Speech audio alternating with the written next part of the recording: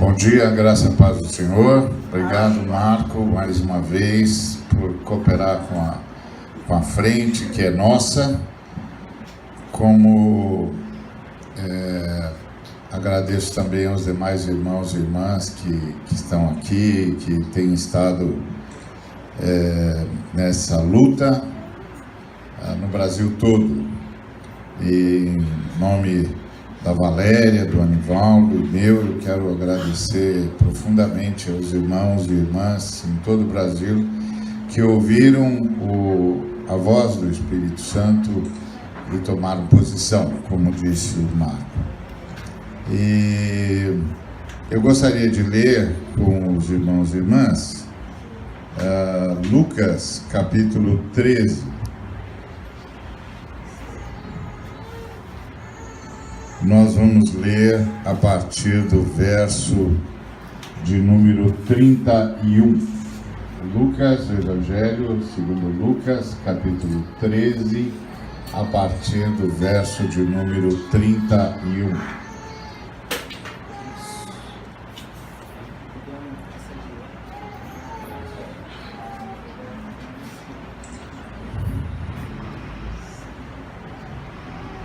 Naquela mesma hora, alguns fariseus vieram para dizer-lhe: retira-te e vai-te daqui, porque Herodes quer matar-te. Ele, porém, lhes respondeu: ide dizer a essa raposa que hoje e amanhã expulso demônios e curo enfermos, e no terceiro dia terminarei. Importa, contudo, caminhar hoje, amanhã e depois, porque não se espera que um profeta morra fora de Jerusalém. Jerusalém, Jerusalém, que matas os profetas e apedrejas os que te foram enviados. Quantas vezes quis reunir teus filhos, como a galinha junta-os do seu próprio ninho, debaixo das asas, e vós não o quisestes. Eis que a vossa casa vos ficará deserta. E em verdade vos digo que não mais me vereis até que venhais a dizer: bendito o que vem em nome do Senhor. Amém. Amém. Bom, esse é um texto, é a primeira vez que Jesus fala sobre Jerusalém. Depois ele vai dizer essa mesma palavra, só que desta segunda vez ele vai dizê-la já às portas de Jerusalém. Essa daqui é uma conversa com os fariseus, e depois ele vai dizer a mesma palavra quando às portas de Jerusalém. Jerusalém, Jerusalém, que matas os profetas e apedrejas os que te foram enviados. Quantas vezes quis eu reunir teus filhos, como a galinha junta-os do seu próprio ninho debaixo das asas, e vós não o quisestes. Essa é uma cena bastante curiosa, esse texto, porque ele fala dos fariseus tentando proteger Jesus. Os fariseus vieram para dizer a Jesus: retira-te daqui, porque Herodes quer matar-te. E a gente está acostumado a ler na Bíblia, nos Evangelhos, que os fariseus eram os principais adversários de Jesus, mas aqui você tem um grupo de fariseus que está protegendo Jesus, que está dizendo para ele: foge, porque o Herodes vem aí, vem com fúria e quer prender você. É que os fariseus, eles eram um grupo que reinventou, a fé judaica. Lá no cativeiro na Babilônia, quando eles perderam o templo, perderam a Arca da Aliança, perderam tudo, e aí, para que eles não perdessem a sua fé, os fariseus reinventaram a fé judaica e trouxeram o centro da fé judaica, do templo para o texto. E aí eles inauguraram o que hoje a gente chama de fundamentalismo, que é essa coisa de que o texto não é mais interpretado, ele é lido literalmente e você fica sem saber de fato o que foi que Deus falou, porque as circunstâncias mudam e todas as coisas mudam, E Deus continua falando através do seu texto. Então os fariseus levaram o centro, mudaram o centro da fé judaica do templo para a Torá, para o texto. E os fariseus não apenas liam a Torá, mas os profetas, os poéticos, etc. Como Jesus. E a outra coisa em relação aos fariseus é que eles decidiram que eles iriam dizer para Israel quem era o verdadeiro Messias. Então todo o profeta que se auto-apresentava como Messias, ele tinha os fariseus na sua cola. Os fariseus iriam submetê-lo a todos os testes possíveis para então dizer ao povo de Israel se esse é ou não o Messias. E com Jesus de Nazaré não foi diferente. Entretanto, diferente dos outros profetas que os fariseus em massa reprovaram, Jesus de Nazaré dividiu os fariseus. Houve um grupo de fariseus que realmente acreditou que Jesus era o Messias. Fariseus representados por Nicodemos, por José de Arimateia, por estes que se dirigem a Jesus tentando protegê-lo da fúria de Herodes. Os sinais messiânicos em Jesus eram tão fortes, tão inquestionáveis, tão impressionantes, que os fariseus se dividiram. Eles se dividiram e um grupo considerável de fariseus passou a dizer: não, Jesus é o Messias. E aquele encontro que nós temos entre Jesus e Nicodemos é justamente essa ideia de que Nicodemos vem já dizendo a Jesus que um grupo de fariseus o apoia, porque ele começa a conversa dizendo: sabemos que és mestre vindo da parte de Deus, porque ninguém pode fazer os sinais que tu fazes se Deus não estiver com ele. Então ele representava o grupo de fariseus que tinha a expectativa de que Jesus fosse de fato o Messias. E é quando Jesus então quebra a expectativa de Nicodemos e diz para ele: não, meu amigo, eu sou o Messias, mas o reino de Deus não vem como você pensa. Na verdade, você precisa nascer de novo, senão você não participa do que vem aí. O que vem aí exige uma nova natureza, exige um novo nascimento, exige uma metamorfose que só o Espírito Santo pode fazer. O que vem aí é novo, não está na sua perspectiva, não está na sua cosmovisão. Nada do que Moisés disse preparou você para o que vem aí. Então, presta atenção: quem não nascer de novo não pode ver o reino de Deus. Quem não nascer da água e do Espírito não pode entrar no reino de Deus. E aí, com isso, Jesus anunciava a Nicodemos que no reino de Deus só se entra por nascimento, e que o reino de Deus só é visto do lado de dentro, não é visto do lado de fora. Que quem está do lado de fora não consegue vê-lo, só quem de fato nasce nele. E isso é uma palavra muito forte de Jesus, muito densa. É como se o reino de Deus fosse como uma nave que está aí nessa praça, mas ela está invisível. E aí você passa todo dia por aí e não vê a nave, óbvio, ela está invisível. Mas aí um dia, quando você está passando, numa fração de segundos, a porta da nave se abre e você é sugado para dentro da nave, e aí você imediatamente exclama: uma nave! Você está exclamando porque você está do lado de dentro, do lado de fora ela é invisível. Então a mesma coisa é o reino de Deus. O reino de Deus só é visível para os que nascem dentro dele, para os que nascem de novo.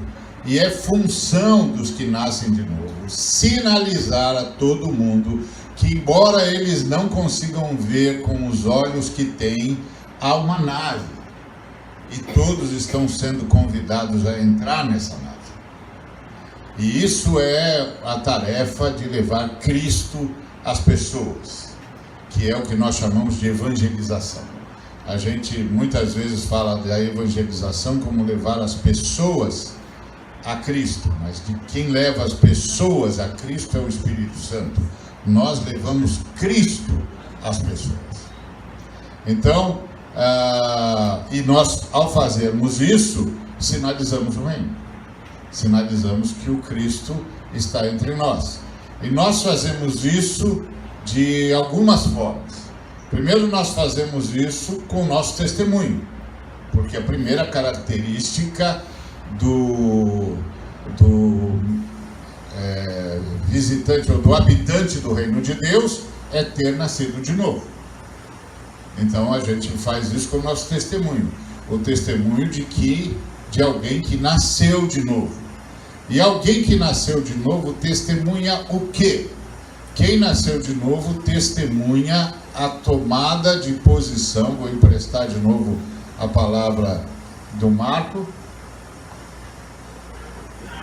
Testemunha a tomada de posição pela justiça, porque justiça é o projeto de Deus, é a justiça do reino de Deus. E a justiça do reino de Deus é uma realidade onde todas as criaturas de Deus, segundo os seus desígnios, desfrutam igualmente de tudo que Deus é e de tudo que Deus doa. Então, como que a gente sinaliza o reino? Através do nosso testemunho. Qual é o nosso testemunho? O nosso testemunho é o testemunho de que alcançamos a justiça, passamos a lutar pela igualdade entre os seres humanos, passamos a viver para que todas as criaturas de Deus, todas, não apenas os seres humanos, mas todo o planeta e seus demais habitantes, todas as criaturas de Deus possam desfrutar de tudo que Deus é e de tudo que Deus doa, e possam desfrutá-lo igualmente, de igual modo, de modo absolutamente equitativo, tudo para todos. Então isso é o reino de Deus, isso é a justiça do reino de Deus, é o nosso primeiro testemunho. Aí passamos a lutar por isso. Nossa segunda forma de proclamar o reino de sinalizar o reino é proclamar Jesus, é apresentar Jesus, é falar da sua morte sacrificial, é falar da sua ressurreição, é falar do perdão que ele traz para nós, do novo nascimento, da possibilidade que todos os seres humanos têm de recuperar o seu verdadeiro nome, sua verdadeira identidade e seu relacionamento com a Trindade e com a humanidade e com a criação, pelo poder do Espírito Santo. Então isso é proclamação. A terceira forma como nós sinalizamos o reino é as boas obras. Então nós saímos para transformar em realidade até onde nós alcançamos, até onde as nossas mãos alcançaram ou alcançarem, nós saímos para transformar em realidade a justiça de Deus, aqui e agora, na história.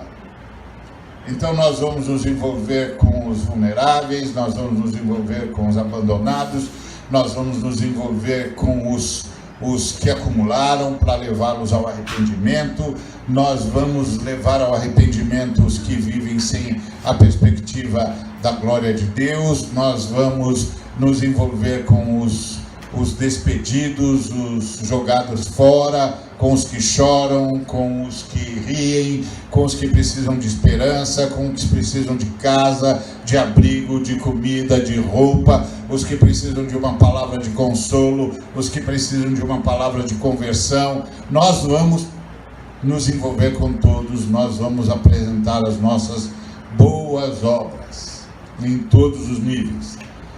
A outra forma como nós sinalizamos o reino é pelo enfrentamento. nós vamos enfrentar as forças das trevas que estão plasmadas nas forças malignas e injustas que tentam tomar a sociedade o tempo todo.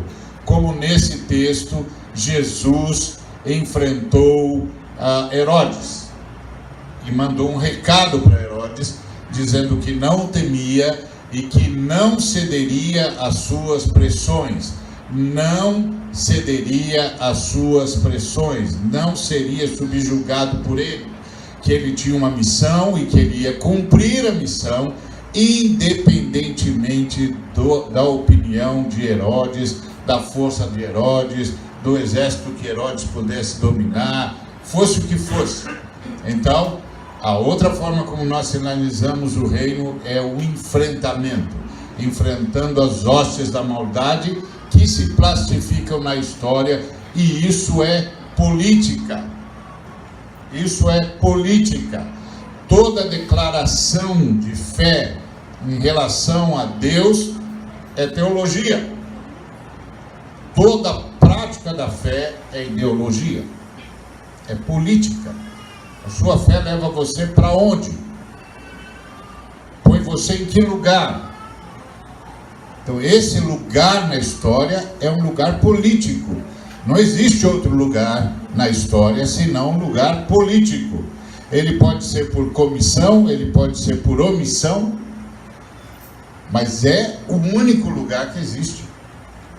Não existe outro lugar na história. Todo lugar na história é lugar político. Impossível, não tem outro. Não tem um lugar na história fora da história. Impossível.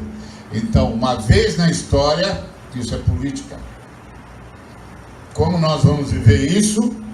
Vai aparecer de qualquer jeito. Vai aparecer por comissão e vai aparecer por omissão. E a comissão pode ser ao lado do bem ou ao lado do mal. É comissão do mesmo jeito. O sujeito está agindo do mesmo jeito. Não tem jeito de escapar disso. E a última forma como nós sinalizamos o reino é o martírio. Quando então, fiéis às nossas convicções dadas por Deus, nós nos recusamos a matar e nos expomos a ser mortos. É o martírio. É o último passo da sinalização do reino de Deus. Então, a sinalização do reino de Deus passa pelo testemunho. A gente começa então a tomar posição em relação à justiça, como Jesus fez.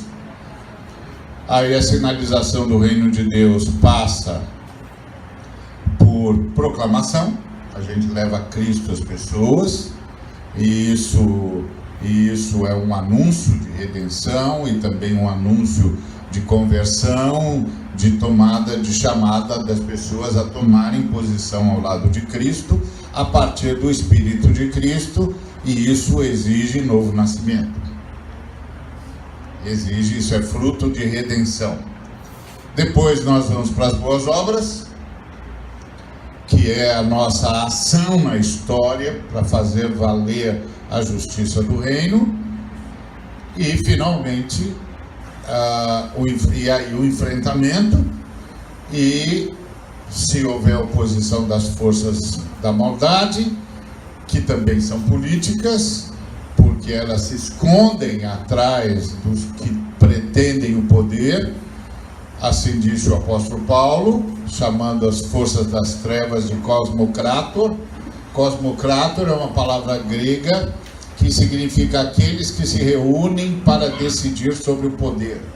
Quando você vê uma cena na TV, uma reportagem na TV, que está o presidente e os seus ministros sentados à volta da mesma mesa, aquilo é cosmocrator.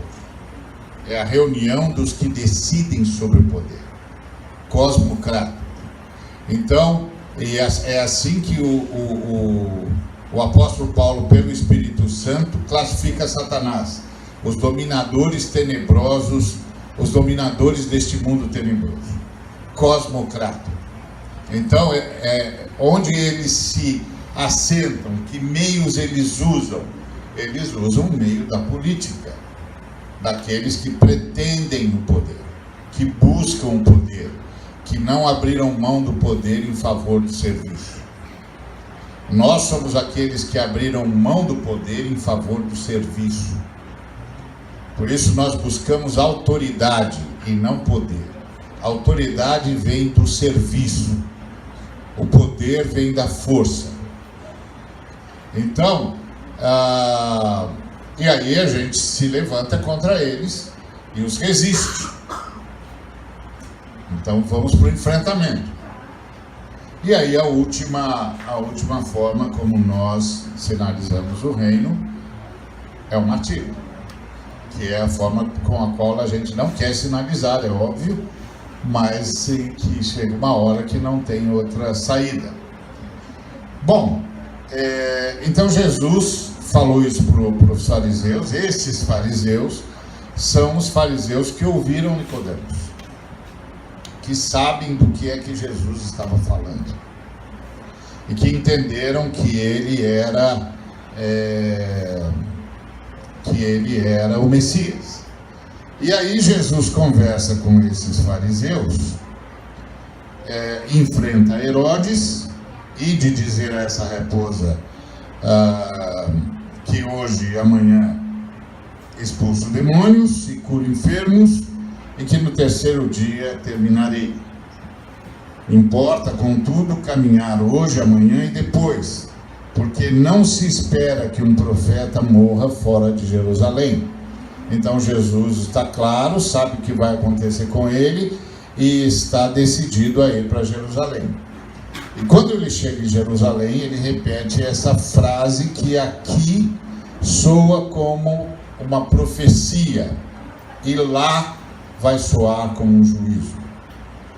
Então a profecia é: Jerusalém, Jerusalém, que matas os profetas e apedrejas os que te foram enviados. Quantas vezes quis eu reunir teus filhos, como a galinha junta os do seu próprio ninho, debaixo das asas, e vós não o quisestes. E aqui Jesus nos coloca sobre uma situação que é muito cara e difícil para nós, que é quando o povo de Deus desobedece Deus.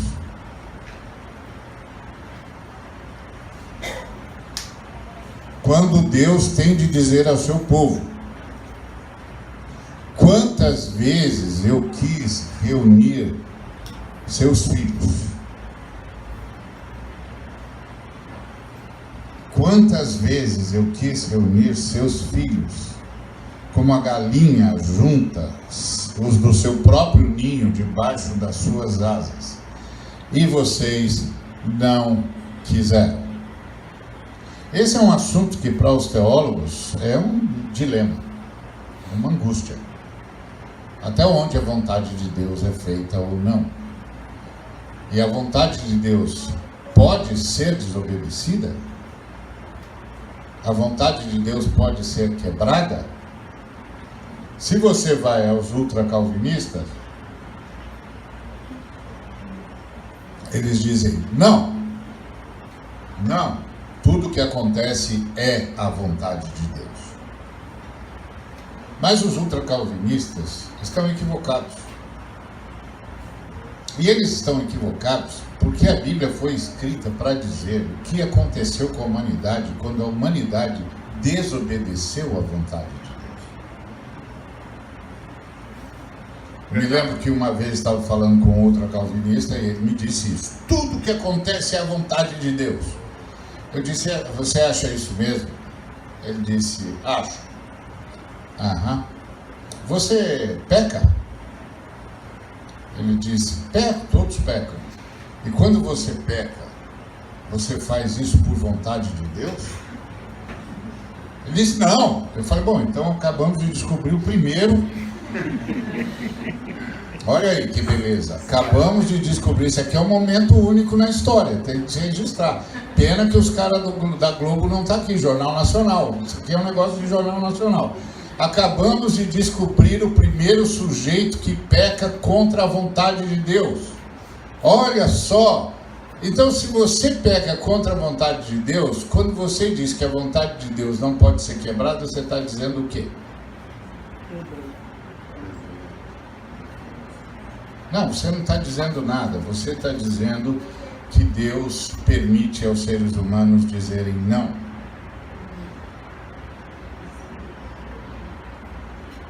Aliás, a Bíblia conta como Deus deu a sua vida para que o fato da humanidade dizer não para Deus não significasse o fim da humanidade.